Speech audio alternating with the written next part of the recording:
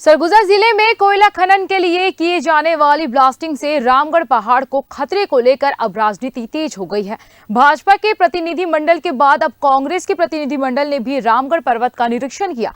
एक तरफ भाजपा की जांच समिति ने यह दावा किया कि ब्लास्टिंग से रामगढ़ पहाड़ को कोई खतरा नहीं है, तो वहीं दूसरी ओर स्थानीय लोगों व कांग्रेस का कहना है कि दरारें बढ़ी हुई है और अब रामगढ़ का अस्तित्व खतरे में है। कोयला खदान व ब्लास्टिंग से रामगढ़ पहाड़ के अस्तित्व पर संकट मंडरा रहा है। धार्मिक और पुरातात्विक महत्व के इस पर्वत को बचाने के लिए स्थानीय लोगों ने रामगढ़ संरक्षण एवं संवर्धन समिति का गठन किया था और इस समिति को कांग्रेस और पूर्व डिप्टी सीएम टीएस सिंहदेव का समर्थन मिला। पूर्व डिप्टी सीएम ने भी कोयला खदान के लिए कलेक्टर डीएफओ द्वारा दी गई अनुमति पर सवाल उठाए थे। रामगढ़ पहाड़ का मुद्दा उठने के बाद भाजपा ने कांग्रेस पर भ्रम फैलाने का आरोप लगाया था और जांच टीम का गठन किया था।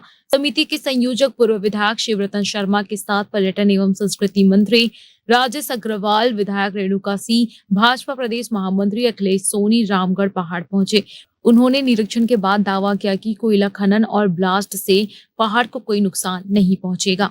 यहाँ हमेशा आता रहूँ, नवरात्रि में भी आया था, हमेशा आता रहता हूँ। मेरे को कोई भी परिवर्तन इस पर्वत के इर्द गिर्द चल रहे गतिविधि और खनन से नहीं दिख रहा है। आप पर्यटन मंत्री हैं, क्या आश्वासन देंगे प्रदेश की जनता को जो इस तरह की आशंकित हैं या इस तरह की बातें फैलाई जा रही हैं? देखिए, भारतीय जनता पार्टी धार्मिक स्थलों का, पुरातात्विक स्थलों का, ऐतिहासिक स्थलों का संरक्षण करने का, उनका विकास का काम करती है। ये समिति सभी पहलुओं पे अध्ययन के लिए है और जैसा कि आप जानते हैं कि ये जो जिस एक्सटेंशन की बात हो रही कहते हैं एक्सटेंशन की, उसकी दूरी को लेके विवाद और भ्रम पैदा किया जा रहा है। तो वो दूरी की जो रिपोर्ट कलेक्टर सरगुजा ने दिया है वो 2020 में दिया है, 28/11/2020 को, और उस समय जो आरोप लगाने वाले समूह के मुखिया हैं टीएस सिंहदेव और आदित्येश्वर, टीएस सिंहदेव खुद कैबिनेट मंत्री थे और आज जब वो विपक्ष में आ गए, आज 2020 से 5 साल हो गए और 5 साल के बाद वो डिस्टेंस को लेकर बयानबाजी कर रहे हैं। भाजपा ने कांग्रेस व पूर्व डिप्टी सीएम पर राजनीति करने का आरोप लगाया, जिसके बाद कांग्रेस की ओर से भी एक जांच समिति गठन किया गया। जिला कांग्रेस कमेटी के अध्यक्ष बालकृष्ण पाठक के नेतृत्व में कांग्रेस के वरिष्ठ नेताओं का दल भी रामगढ़ पर्वत पर खतरे की जांच के लिए पहुंचा।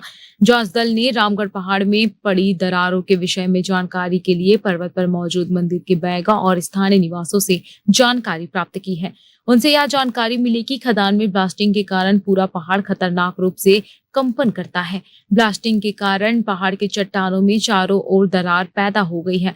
मंदिर जाने के रास्ते में सीढ़ियों पर लाल माटी और सी द्वार पर चट्टानों में पड़ी दरारें बेहद खतरनाक स्थिति में हैं।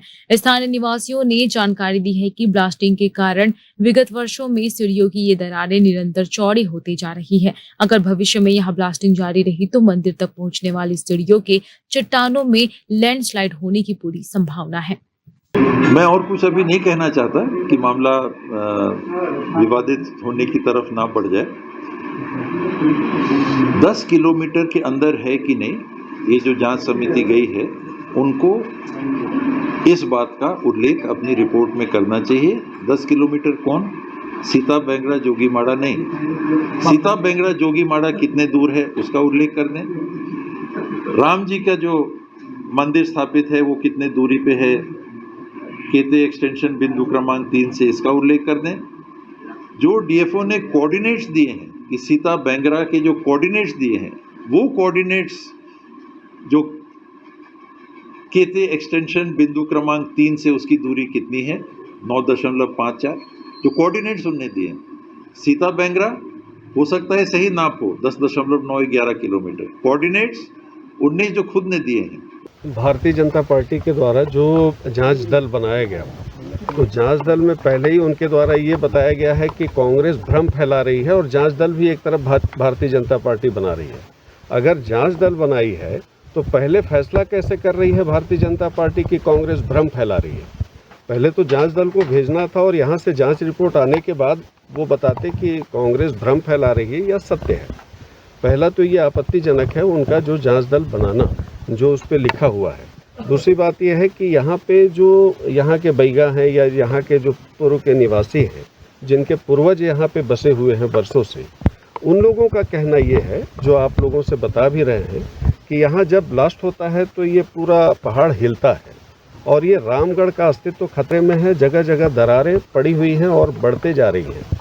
कि भाई ये सब पहाड़ में अदानी माइंस के चलते जो है कंपन आ रहा है 1 बजे से लेके 3 बजे तक ब्लास्टिंग का। और पहाड़ के चारों दिशा में जो है सिंह द्वार के पास दिखाया गया तो बोले कुछ नहीं हो रहा है।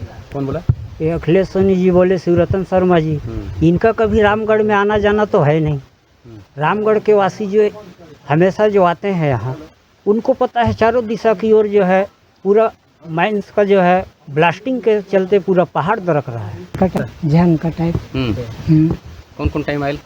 तो 2 बजे के आसपास ब्लास्ट करते हैं। हाँ, ये कब से तुम के महसूस होते है और कितना डर बनल रहे? तो जैसे अधिक आवाज़ आता है ना, उसके बाद में झन का टाइप का आता ही है। हाँ, तो ये धमाका का चीज़ के है? धमाका तो ब्लास्टिंग के हैं। का चीज़ तो ब्लास्टिंग के है? कोयला अदानी के। हाँ, तो कितना डर बनल रहे? डर तो आप देखिए इतने ऊंचाई है, इस गांव नगर बस्ती से कितना ऊंच है। तो अब इतना ऊंच अब केवल गोलाई टाइप के है और इसका बगल रूप पत्थर धसक जाएगा तो बीच को धसकने में कोई देरी नहीं है। अदानी के चलते वो जब बम फूटे ओकर झनखर यहाँ तक पहुँचे और चारों तरफ थोड़ा थोड़ा वही दरार अब धीरे धीरे फाटत जाते और कोनो जो गिरते जाते।